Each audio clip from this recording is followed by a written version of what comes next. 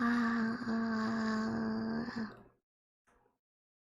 well, let's see. Strawberry. Like, yeah. I forgot to turn this shit off. Well, thank you for reminding me. Let's go! 3 months. Hell yeah. How are you guys doing? Hi Al, hi Ninja, hi Bear God, hi Vance.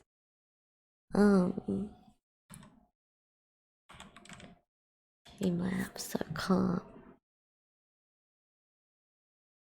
I hope you guys have got a good day. What day is today? Tuesday? Yes, it's ASMR Tuesday, duh. Pretty goo.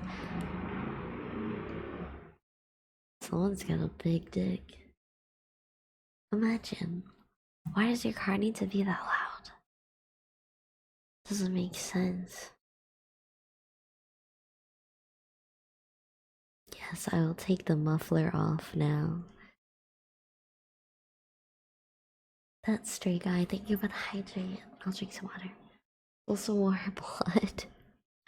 I'm glad you're getting good at it. It needs to be that loud so you can hear it. I don't need to hear it. I don't want to hear it. It wants to be heard. Like, okay, man, I'm sorry. You're probably gonna die soon. So you want to leave a mark on this world, but fuck. Leave my ears alone.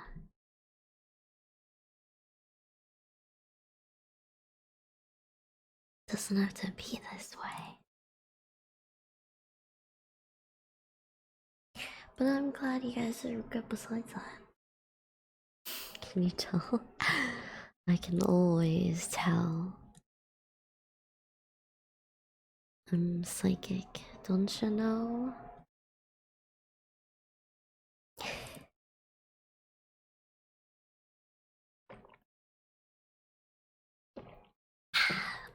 My usual water bottle, I keep leaving it at work.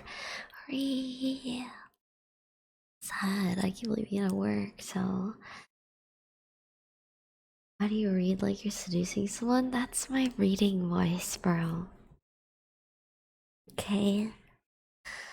How am I supposed to read? What do you want me to read like? Like a fucking clown?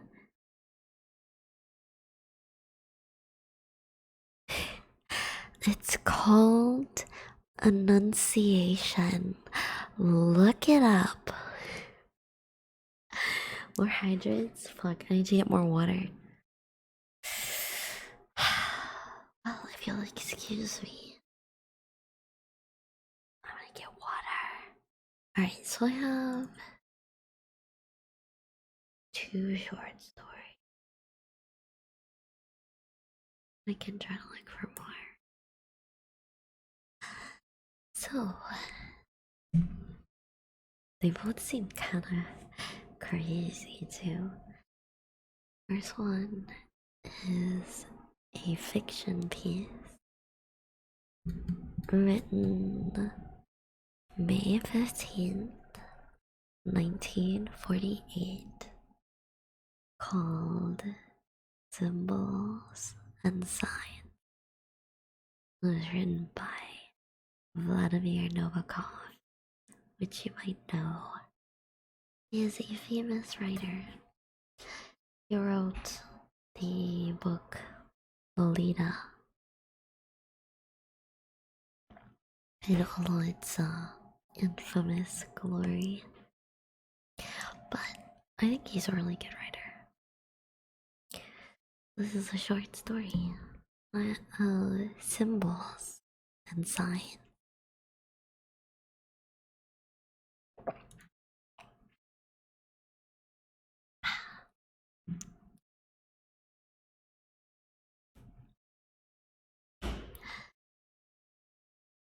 For the 4th time in as many years, they were confronted with the problem of what birthday present to take to a young man who was incurably deranged in his mind. Desires he had none.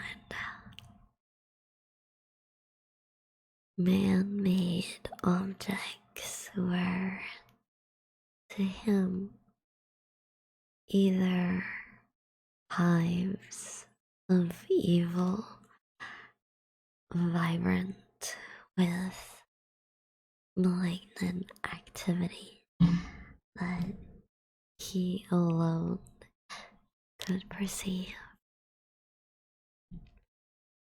or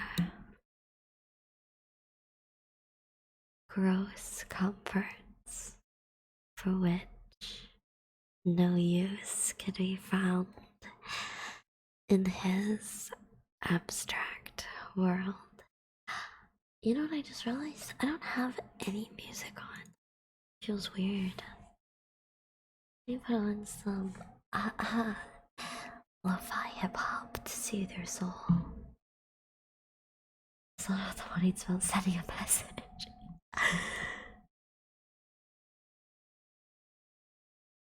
So yes, he sees her. He starts a shaking cough, just like the old man in the book by Nabokov.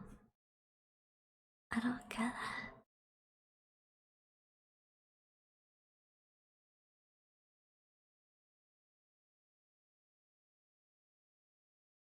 it.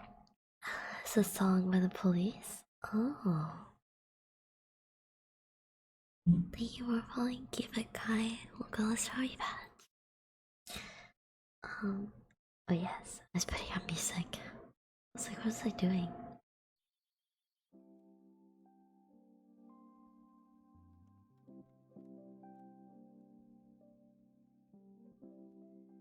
Okay, that sounds a lot better.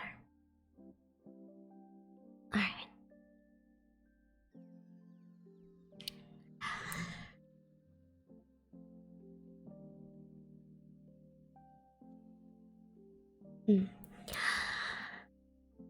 After eliminating a number of articles that might offend him or frighten him, anything in the gadget line, for instance, was taboo. His parents chose a dainty and innocent trifle, a basket with 10 different fruit jellies in 10 little jars. Oh.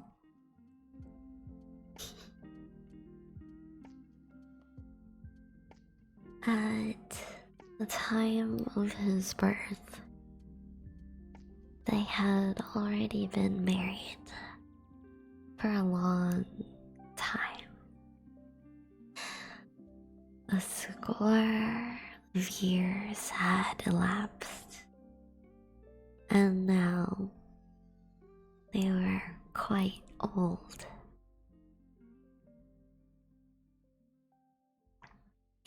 Her drab gray hair was pinned up carelessly. She wore cheap black dresses. Unlike other women of her age,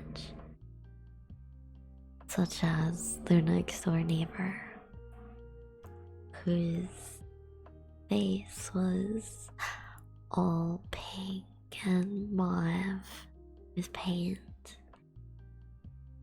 and whose hat was a cluster of brookside flowers. There's a pumpkin and a strawberry patch. Yeah.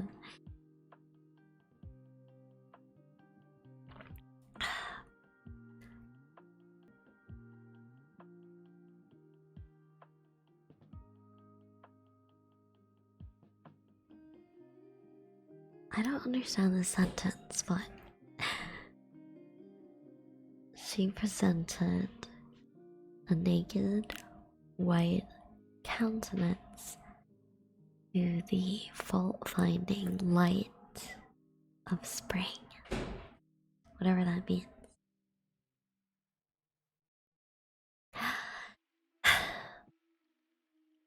Her husband, who in the old country had been a fairly successful businessman, was now in New York, wholly dependent on his brother, Isaac, a real American of almost 40 years standing. They seldom saw Isaac and had nicknamed him the Prince.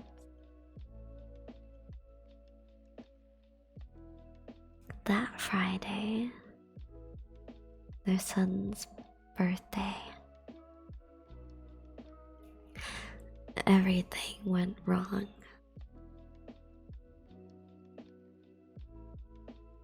The subway train had lost its power current between two stations, and for a quarter of an hour, you could hear nothing but the dutiful beating of their hearts and the rustling of newspapers.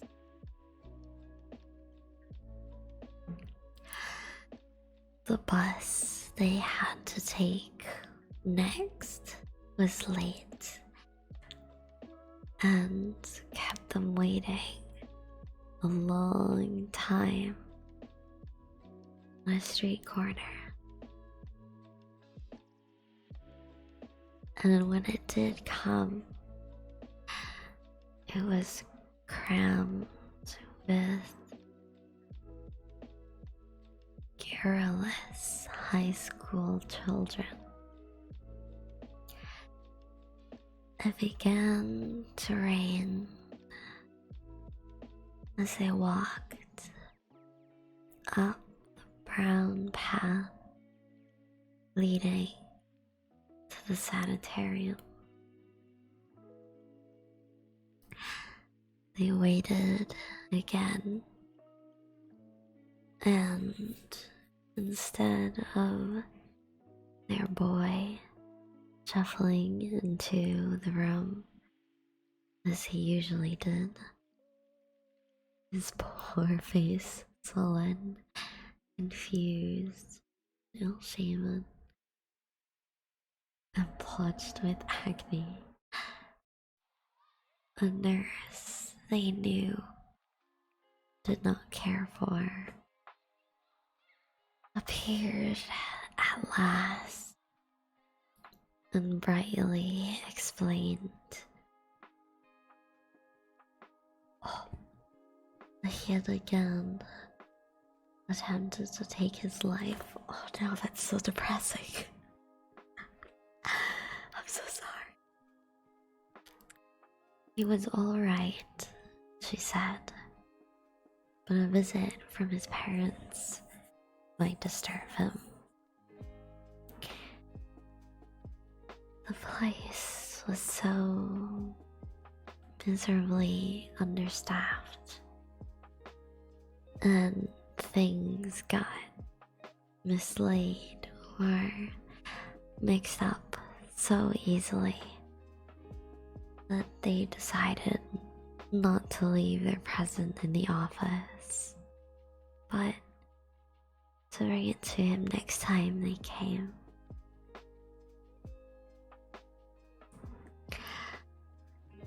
Outside the building,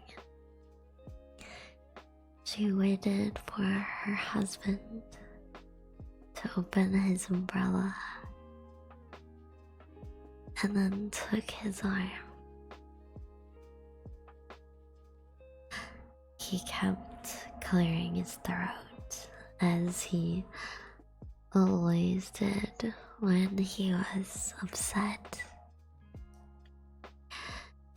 They reached the bus stop shelter on the other side of the street, and he closed his umbrella. A few feet away, under a sway, dripping tree, tiny, unfledged bird helplessly twitching in a puddle.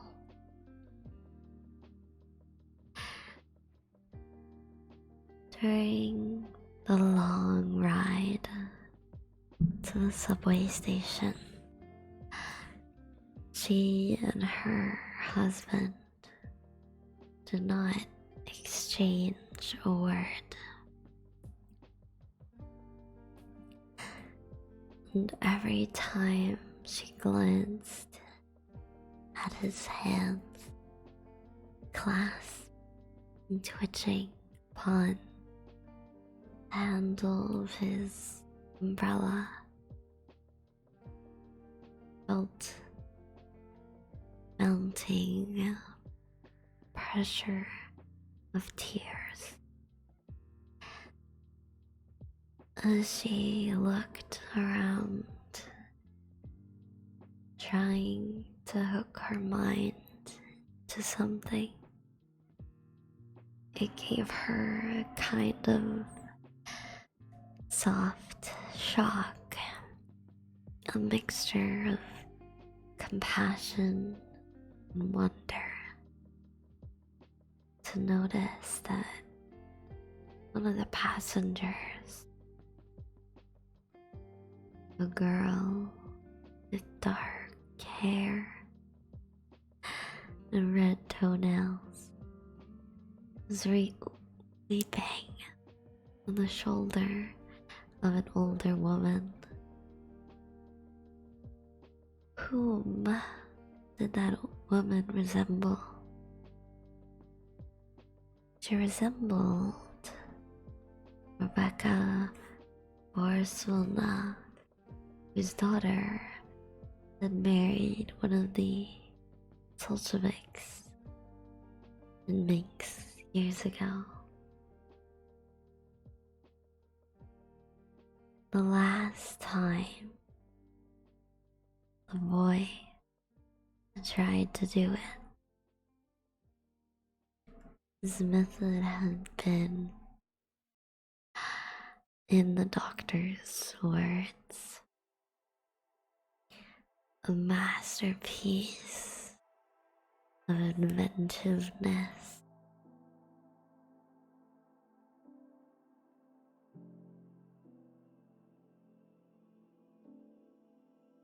He would have succeeded had not the envious fellow patient thought he was learning to fly and stopped him just in time. What he had really wanted to do was to tear a hole in his world and escape.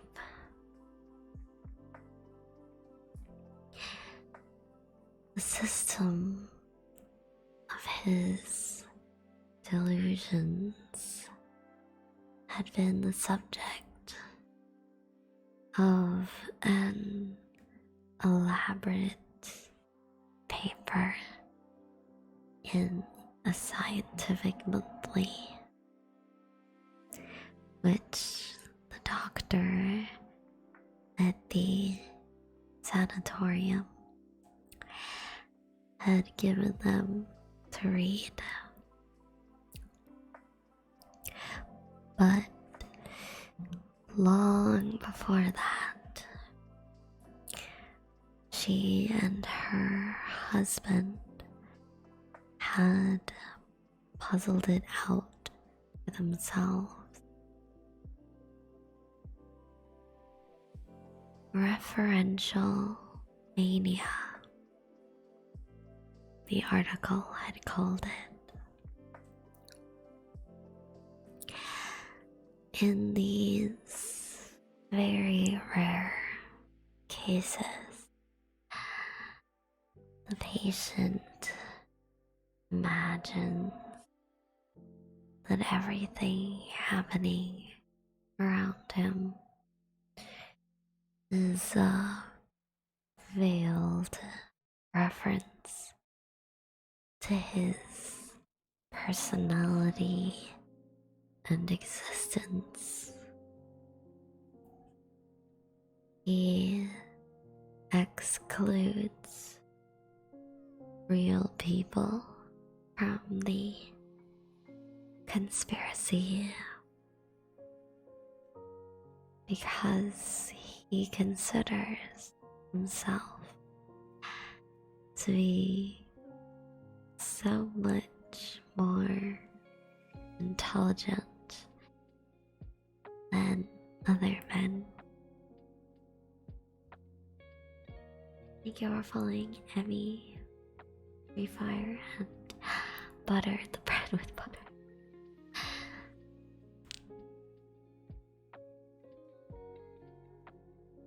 Phenomenal nature shadows him wherever he goes. Clouds in the staring sky transmit each other by means of slow signs, incredibly detailed information regarding him. Hi, Tiger. She just jumped onto the table. She's gonna. Oh, she's in my lap now. Hi, Tiger. Sit down.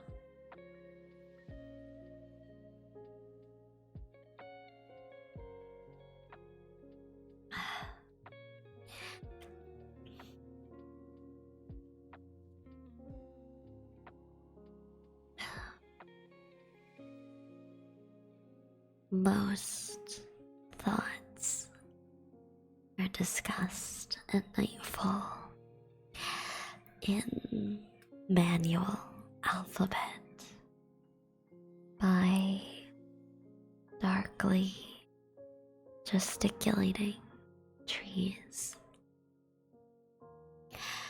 Pebbles or stains or sunflecks form patterns representing in some awful way messages that he must intercept. Everything is a cipher, and of everything, he is the theme. All around him, there are spies. Some of them are detached observers, like glass surfaces and still pools.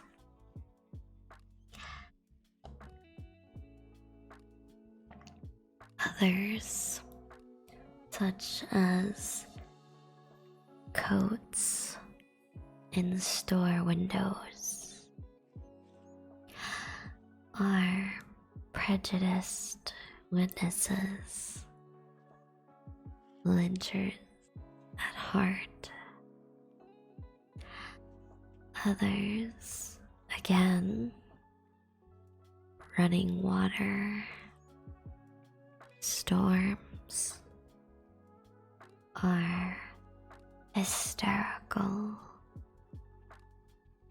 to the point of insanity, have a distorted opinion of him and grotesquely misinterpret his actions. He must be always on his guard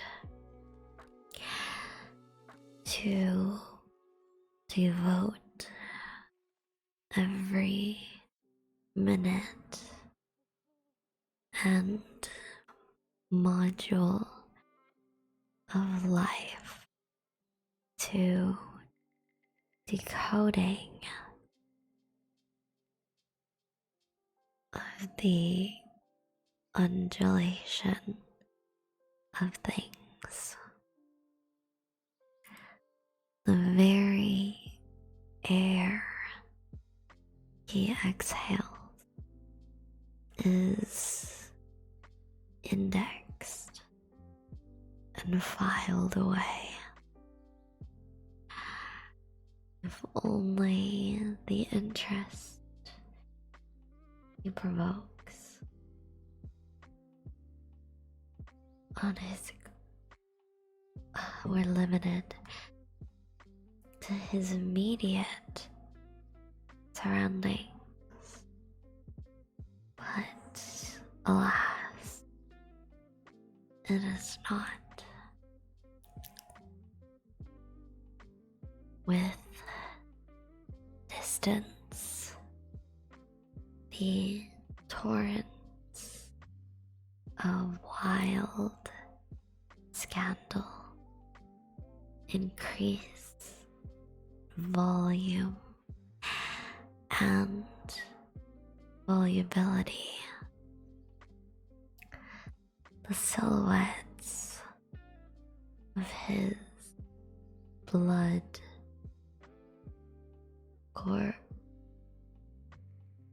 corpuscles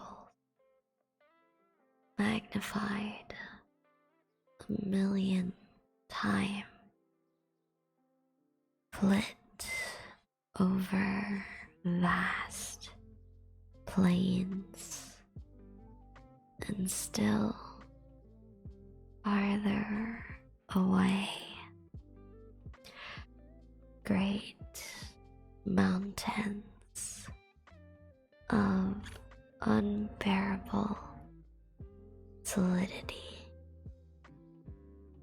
and height sum up terms of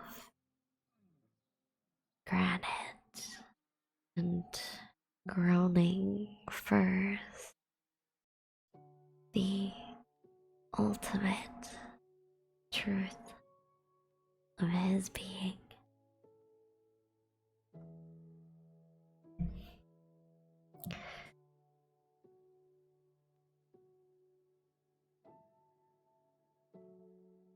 When they emerged from the thunder and foul air of the subway,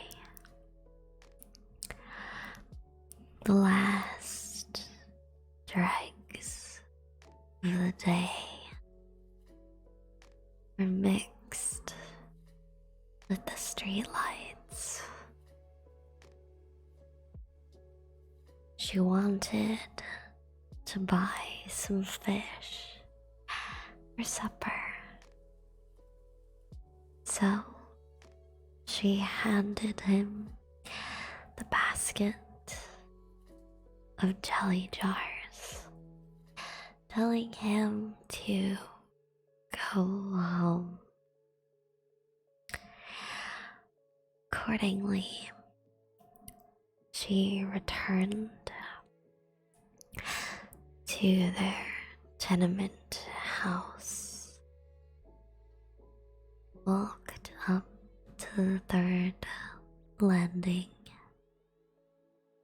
and then remembered he had given her his keys earlier in the day.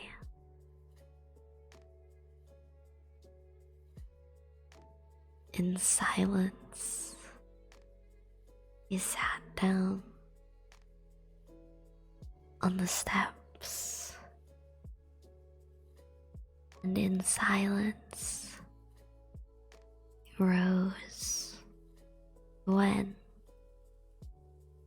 some 10 minutes later, she came trudging heavily up the stairs, smiling vainly and shaking her head in deprecation of her silliness.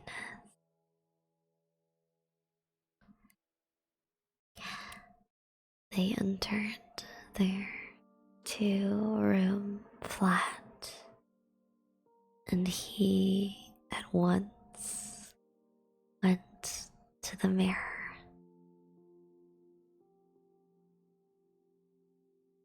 Straining corners of his mouth apart by means of his thumbs is a horrible mask-like grimace. He removed his new, hopelessly uncomfortable dental plate. He read his Russian language newspaper while she laid on the table. Still reading, he ate the pale victuals that needed no teeth. She knew his moods and was also silent.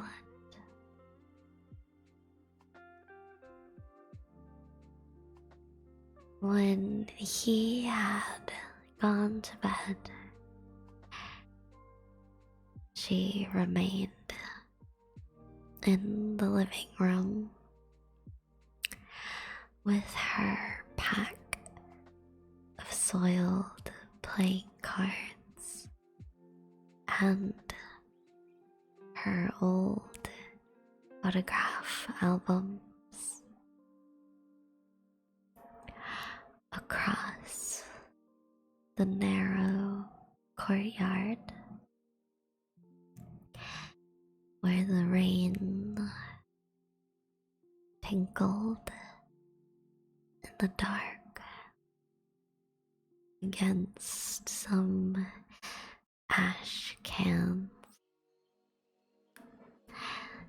Windows were blandly alight,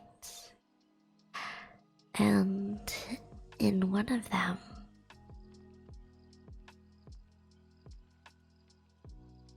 a black-trousered man with his hands clasped under his head and his elbows raised. Could he see lying supine on an untidy bed? Thank you for following Turkey Sandwich. Welcome to Story Patch. hungry. She pulled the blind down and examined the photographs.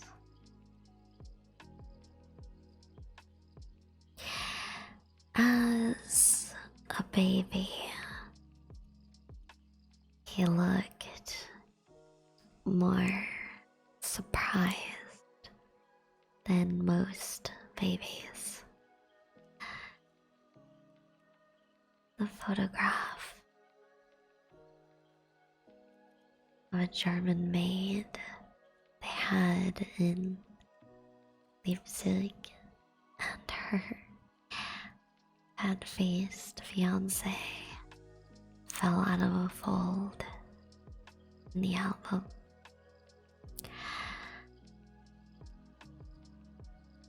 She turned the pages of the book.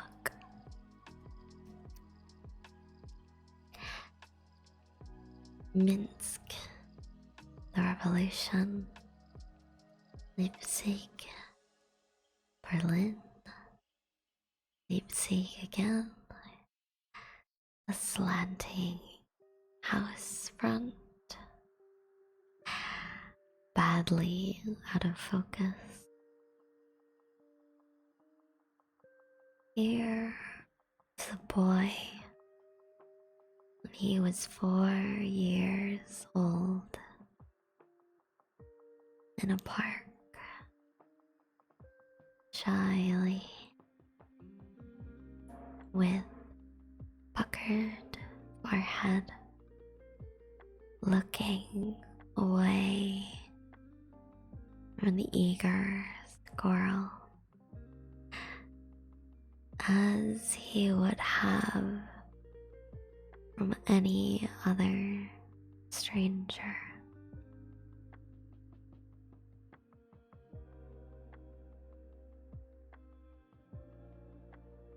Here was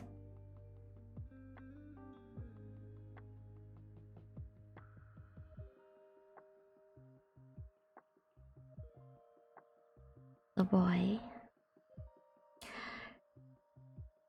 age 6. That was when he drew wonderful birds with human hands and feet,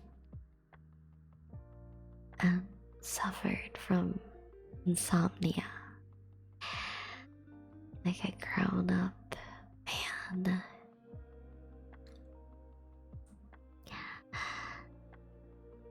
His cousin, now a famous chess player.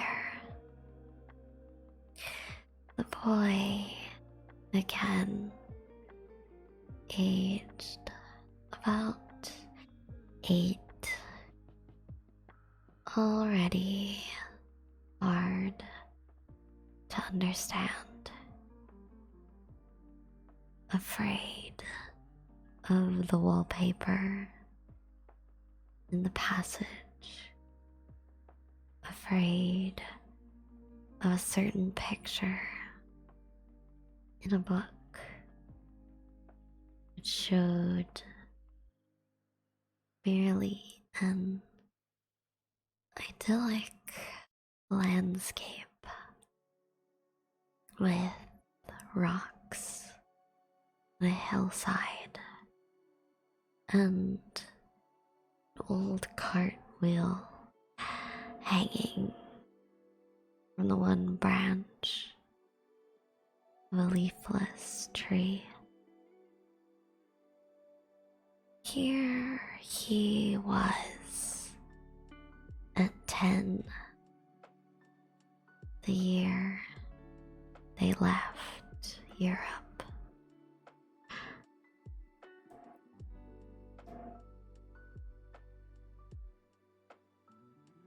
He remembered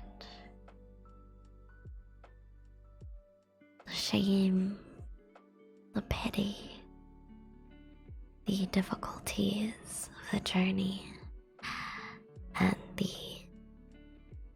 vicious, backward children he was with in the special school where he had been placed after they arrived in America.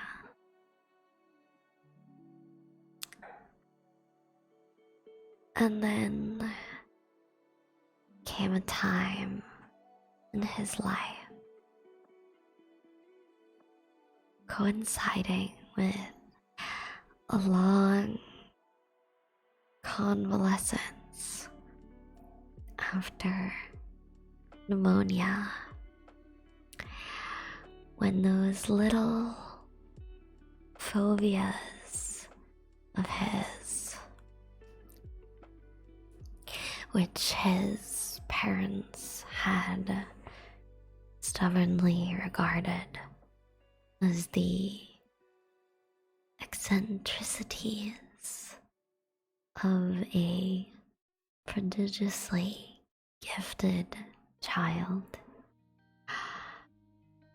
hardened, as it were, into a dense tangle of logically interacting illusions, making them totally inaccessible to normal mind.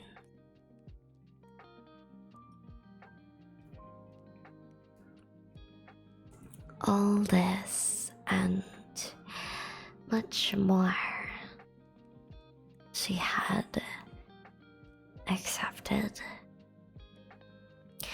for after all, living does mean accepting the loss of one joy or another, not even joys in her case,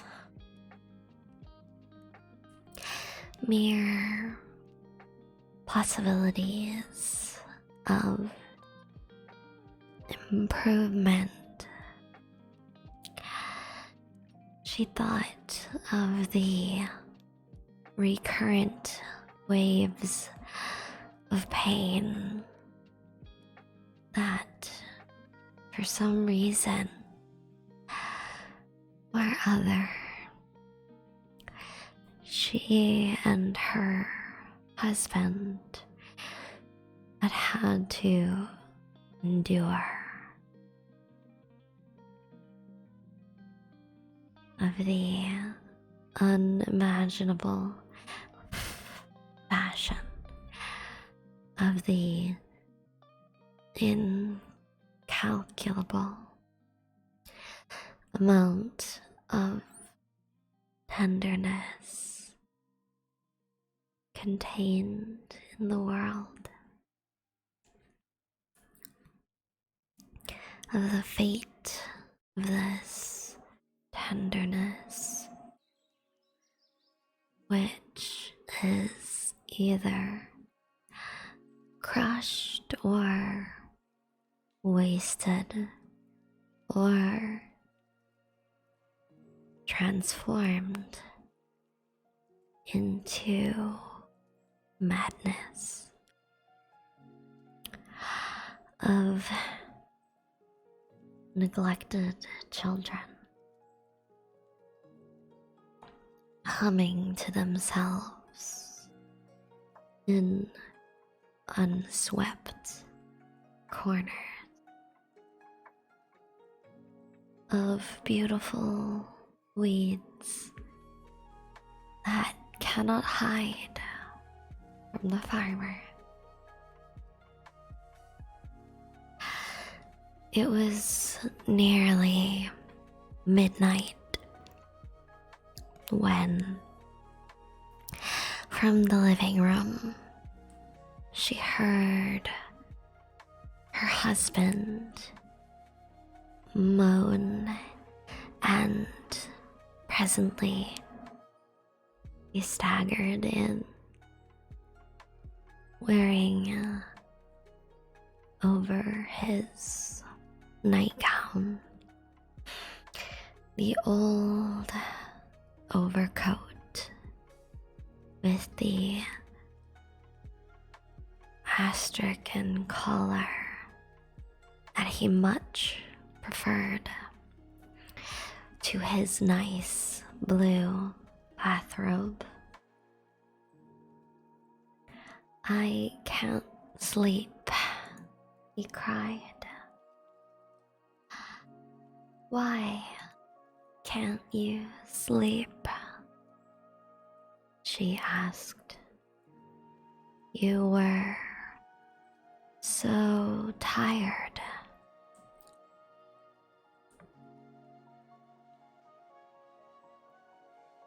"I can't sleep because I'm dying," he said, and laid down on the couch.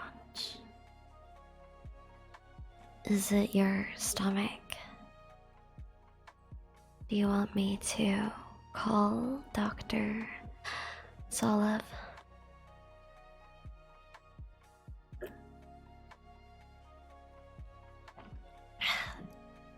No doctors. No doctors, he moaned. "To the devil with doctors. We must get him out of there. Quick. Otherwise, we'll be responsible. Responsible." He hurled himself into a sitting position, both feet on the floor, thumping his forehead with his clenched fist. "All right," she said quietly. "We'll bring him home tomorrow morning."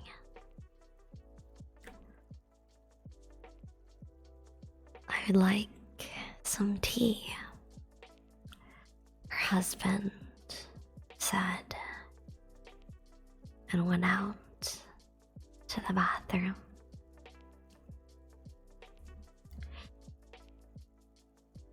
Bending with difficulty, she retrieved some playing cards and a photograph or two that had slipped to the floor. The Knave of Hearts, the Nine of Spades,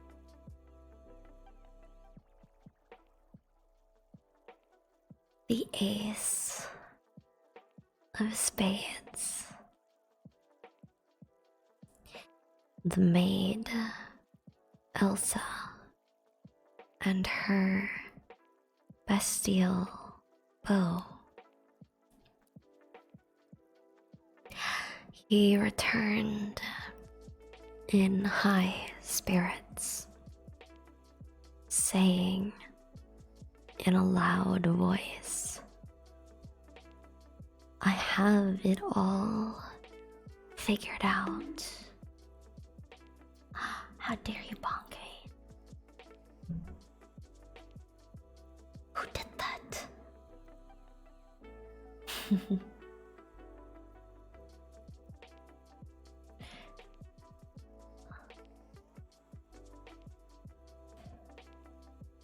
Thank you for following. Lord of Hollows, welcome to Shy Patch. Thank you for looking north.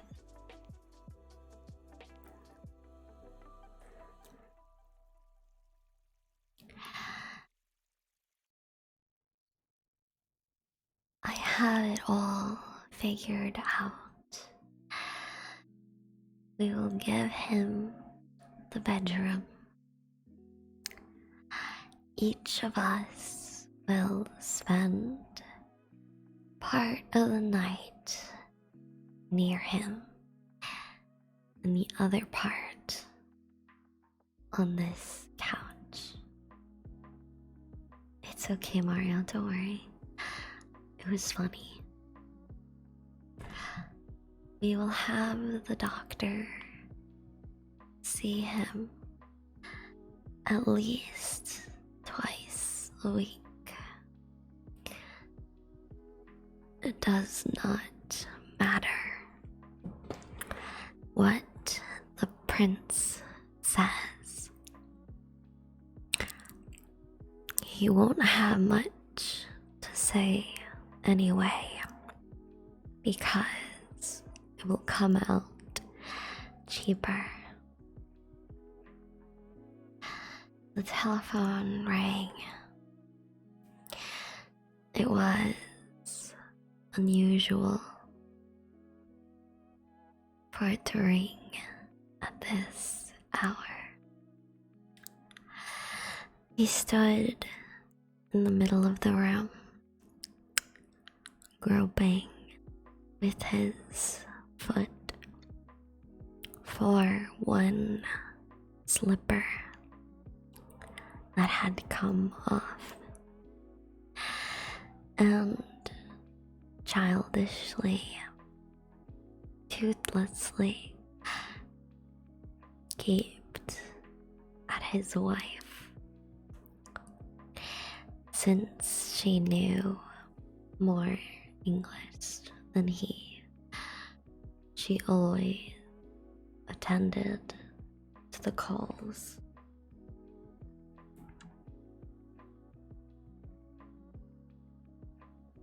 Can I speak to Charlie?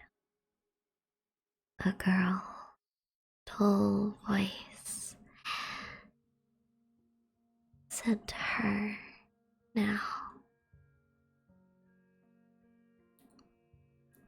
What number do you want?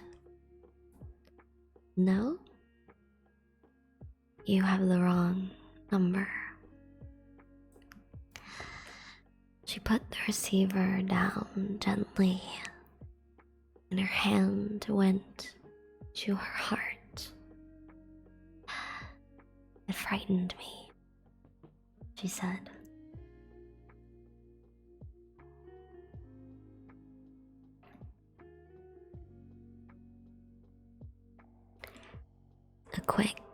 He smiled, a quick smile, and immediately resumed his exciting monologue. They would fetch him as soon as it was day. For his own protection,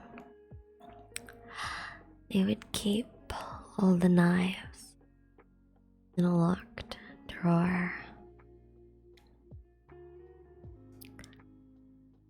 Even at his worst, he presented no danger to other people.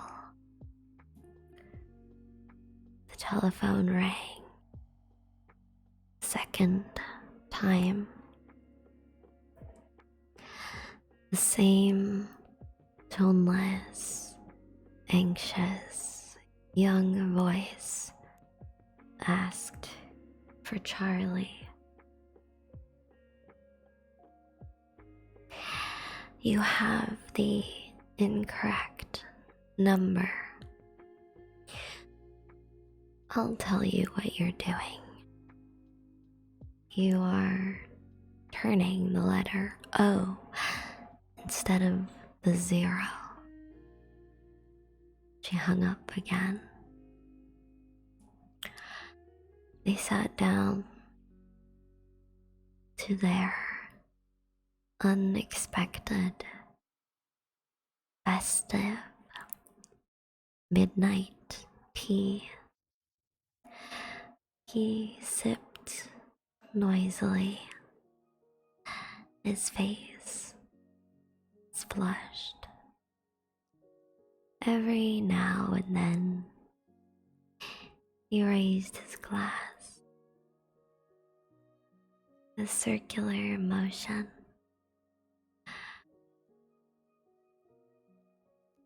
as to make the sugar dissolve more thoroughly. The vein on the side of his bald head stood out capriciously, and silvery bristles showed on his chin. The birthday present stood on the table while she poured him another glass of tea. He put on his spectacles and re-examined with pleasure the luminous green, yellow, and red little jars. His clumsy, moist lips spelled out their eloquent labels: apricot, grape,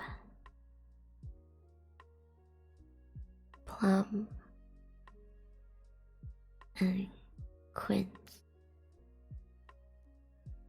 He had got to crabapple when the telephone rang again. And that's the end of that story.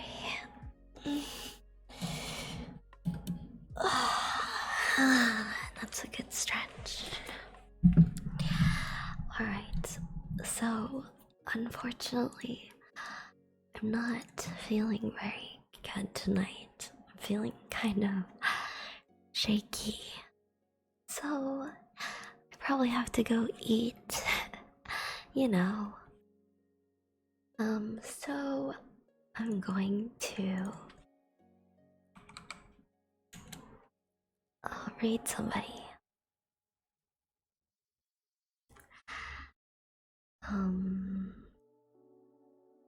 Let me see if I can find someone.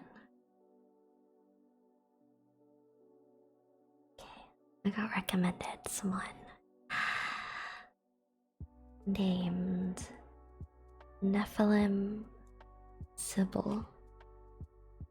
50% angel, 50% devil, 100% ASM artist. Sounds cute. Get some food and rest. Thank you. I'm just feeling a little bit lightheaded. But thank you. I'm glad the stream was enjoyable. I hope that it was still good. But yeah, sorry that it was so short. But I love you guys. And I miss you guys. And I will stream again. Definitely Thursday.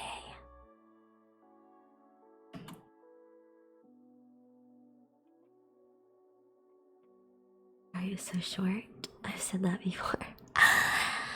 Sorry, it was so small. That's the pee-pee size God gave me. Proud owner of a small pee-pee. Alright, I love you guys. And I miss you guys a lot. So I might stream tomorrow if I have time, but definitely Thursday for Valhalla, okay? Love you guys. Mwah. Mwah. Mwah.